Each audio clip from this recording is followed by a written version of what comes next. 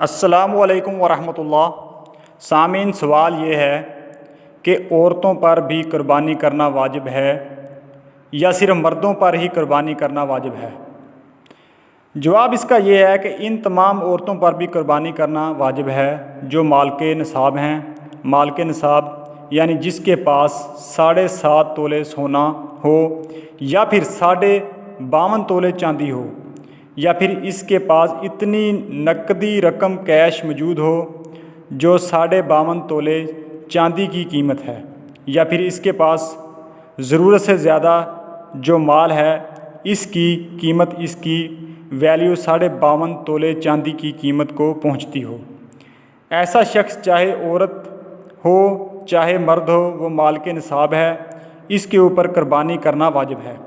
اکثر خواتین اس حوالے سے غفلت کرتی ہیں، حالانکہ وہ مالک نصاب ہوتی ہیں لیکن وہ قربانی نہیں کرتی یا واجب الادا نہیں کرتی۔ اگر کسی خاتون کے پاس تھوڑا سونا ہے، تھوڑی چاندی ہے، تھوڑی اس کے پاس کیش رقم ہے، ضرورت سے زیادہ مال ہے، ان تمام چیزوں کو ملا کر اگر 52.5 تولے چاندی کی قیمت کو یہ ساری چیزیں پہنچ جاتی ہیں تو ایسی عورت مالک نصاب ہے، اس کے اوپر قربانی کرنا واجب ہے۔